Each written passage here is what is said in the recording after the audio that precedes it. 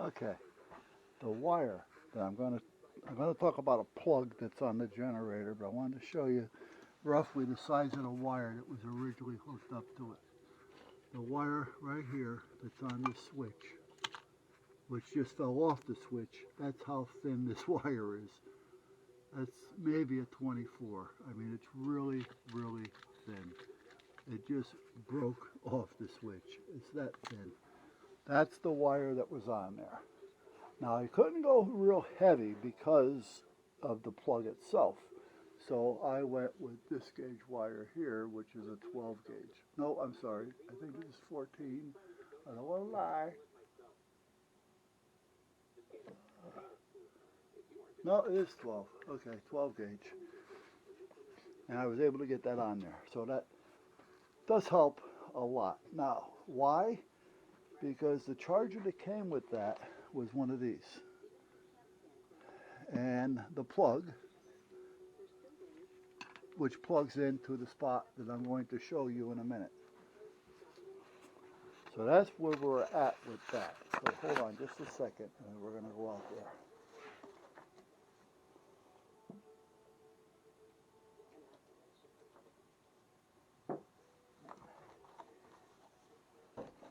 The generator came with a little 12 volt type of charger. Well, let's just go out there now. And it had one of those little bitty batteries that were like a flashlight battery, well, not like that, but about half the size of a cigar box.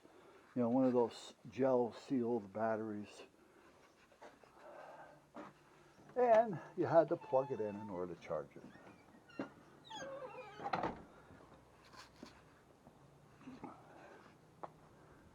was just out here using the power washer to clean it down a little bit.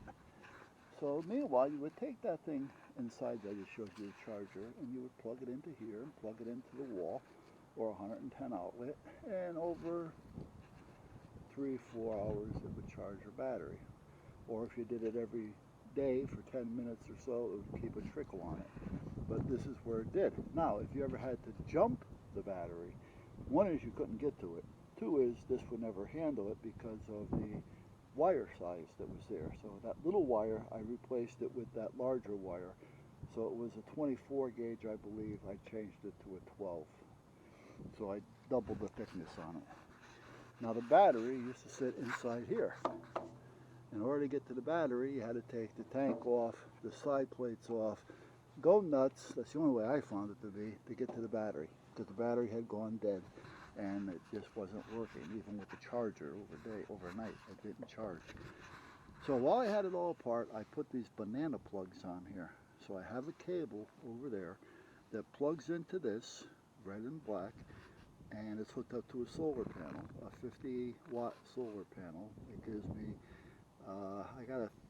I think a 5 amp charger regulator on it. So that means that it automatically shut off when it gets charged. And I plugged into this and I hooked up these wires to it. So if the battery were to go dead, I can just plug in and jump start it if I wanted to, because the wires are now heavy enough. If I did it with this, I'd burn the wires right out, because these wires would have never handled it. So I added these. And I added these. And then I went and I built a battery box. I had some metal in here, or steel, and I built a battery box, and I went and I bought, this is lithium. I went and bought a motorcycle battery, because the motorcycle batteries are used to vibration. So that's a motorcycle battery in there. And it's a good one. It holds up. And that's what I did. I built the box and I put it on here. I welded this all on here. And this is the cover, and I usually keep a bungee cord on it, but when I washed it today with the power washer, the bungee cord being so old, it broke. So now I don't have to worry about it. The battery maintains a charge through the charger, through the solar charger, when it needs it. The charger kicks on and off when it needs it. If I do have to jump it, I can jump it through here, which is the same place that it charges through. And then if I want to do a faster charge now, this is big enough where I can put like a 5 amp charger into this without burning anything up. I do have to get more decal because I just blasted the crap out of this one. So I'd start it. Now I put this on. It used to have a plastic on-off, and I said, no, that's not going to last, which it didn't. So I put this one on here instead, which works great. If I wanted to start it right up after the gas has been shut off, I open it, pull the choke, 2 or 3 turns, it starts up.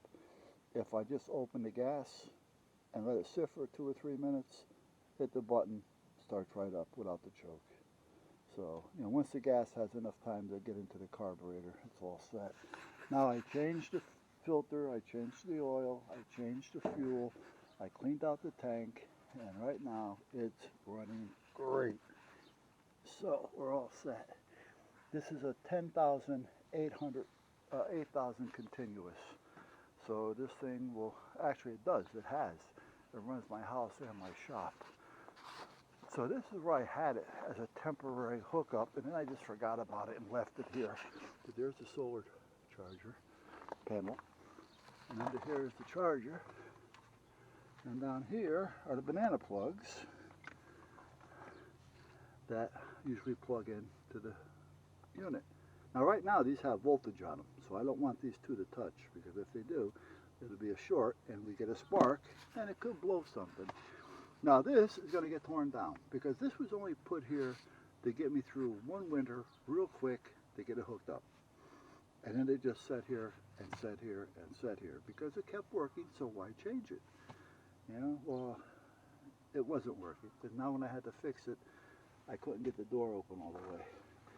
I put the metal on the door because when the door is open, the exhaust is right here, so it helps keep the heat from hitting and reflects it off in here.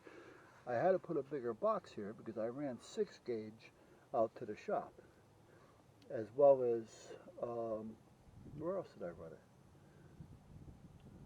I don't remember now. But meanwhile, the box wasn't big enough, so I had to put a bigger box. But once I did that, this door didn't open all the way, and then I couldn't get the generator out, so I had to cut the front off. So that's got to be fixed. And this is a 220 hookup. So I just take the plug it into the 220, plug it into here, runs the whole house. Now eventually, I'm just going to, and it's tied right into the breaker, into the main. So I got to shut the main off when I start it.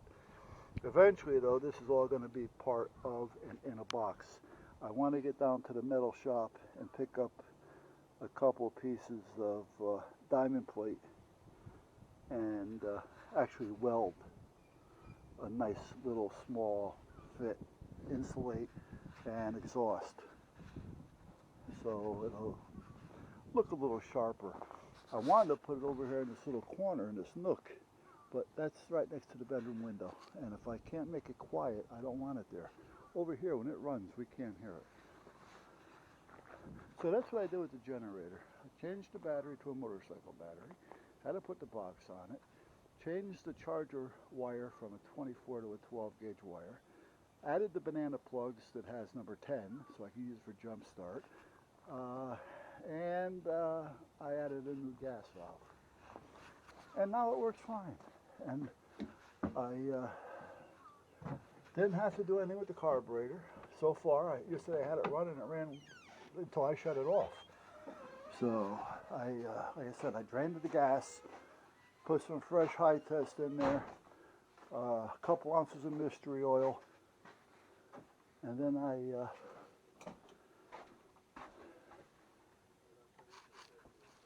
changed the oil, changed the filter. That means I got to order another filter because I don't have any more. I didn't change the plugs. I have them here if I had to. I was getting ready to, but I didn't. If it didn't start, I would have. I may do it later, I don't know. But for most part, I'm going to say I'm going to leave it until next year. So let me close this down. Let me get my hand back here and turn off that. Turn off the TV. Turn off that light. Well, I thought I was turning off the TV. What did I do?